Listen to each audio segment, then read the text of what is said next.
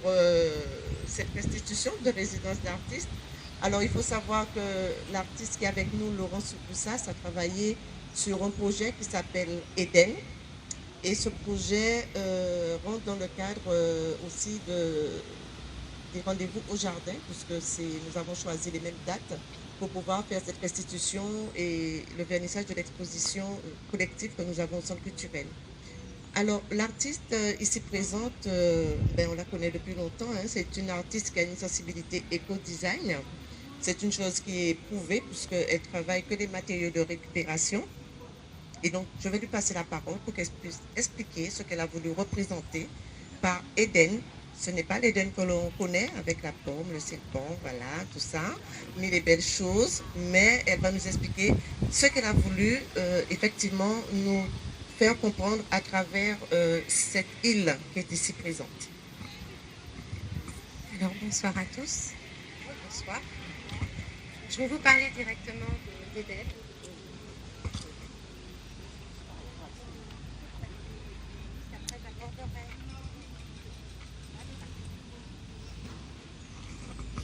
Cette installation s'appelle Eden, la 6e extinction. C'est une île composée de 3 palmiers entourée de 11 nénuphars.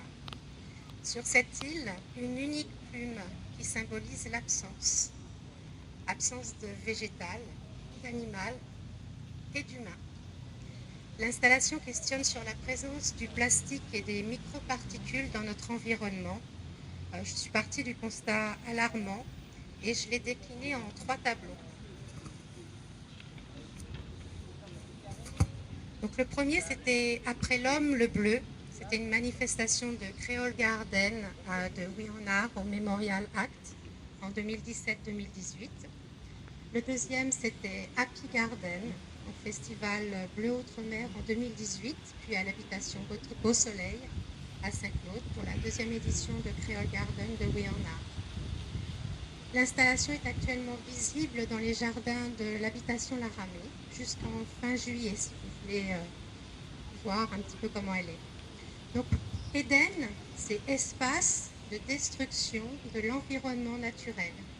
J'ai voulu faire le jeu de mots par rapport justement à la place de l'église. Donc, c'est sur l'idée d'un paradis perdu. Ça répond donc géographiquement aussi à l'église. L'installation, comme vous pouvez le voir, est composée donc de cellophane, de bouchons, de bouteilles, avec une armature en fer. L'île, c'est le paradis sur Terre. Dans la littérature, l'île n'est pas un lieu comme les autres. Il s'y passe toujours des événements extraordinaires, hors du commun. Elle permet aux héros d'effectuer un parcours initiatique, imaginé par les auteurs, notamment de l'Antiquité.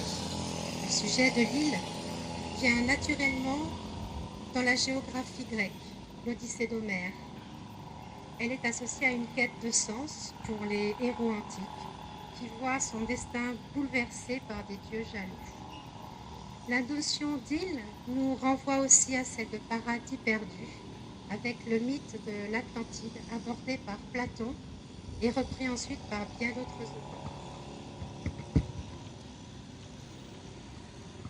Ça permet aussi d'imaginer un lieu qui n'a pas existé, comme celle avec Thomas More, qui a pu le concevoir avec son œuvre L'Utopie. Dans l'imaginaire des continentaux, l'île c'est un paradis sur Terre.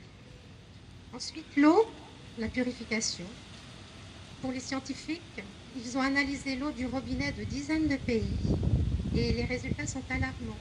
83% de l'ensemble des échantillons contiennent des fibres de plastique.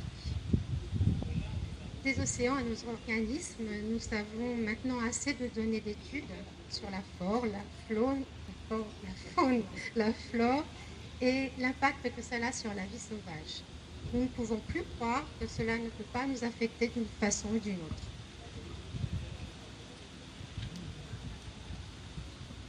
On commence seulement à mesurer l'étendue de la contamination par les microparticules de plastique. Des chercheurs ont découvert des microparticules. Elles sont présentes dans l'atmosphère, dans nos habitations, dans le miel, dans le sucre. Les 3 palmiers. Ils symbolisent les 3 règnes, l'animal, le végétal et le minéral. Vous pouvez voir aussi au centre de l'île une plume au sol. C'est une plume de perroquet pour parole perdue, mots jetés à la volée. Sa plume colorée interpelle l'intelligence de l'homme. Elle symbolise la communication. Les 11 lotus. Pour les taoïstes, 11, c'est le chiffre de la conscience. Le lotus incarne le chemin spirituel de l'homme. Elle est le symbole de la purification parfaite du corps, de la parole et de l'esprit.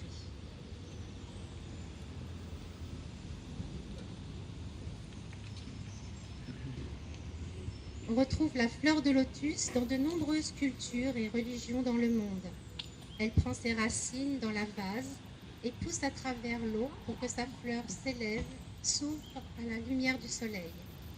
C'est l'espoir que nous pouvons, si nous changeons nos comportements, respecter notre environnement. En conclusion, par cette installation, j'ai voulu montrer par tous les symboles issus de beaucoup de cultures et de religions l'universalité de ce désastre écologique qui touche toutes les sociétés et les écosystèmes.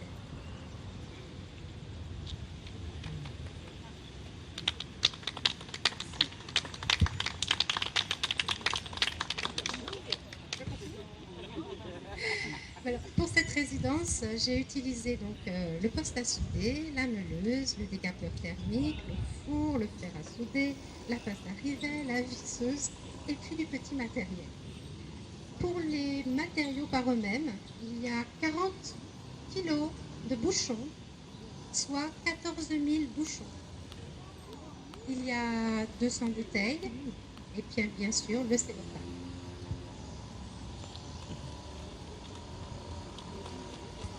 Alors pour les remerciements, je remercie ma famille pour son soutien de tous les jours, à mes amis toujours présents, à M. Christian Baptiste, maire de la commune de Sainte-Anne, et au conseil municipal d'avoir accepté ma résidence, à Mme Marie-Chantal Francillette, directrice du pôle animation, de m'avoir proposé cette résidence, à Mme Privat Loyal, directrice des affaires culturelles, pour son accompagnement, aux équipes du service technique pour leur travail de préparation sur la place,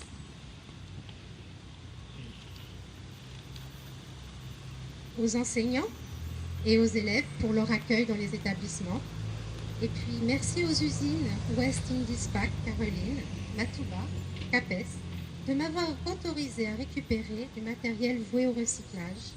Et enfin, merci à vous tous d'être présents.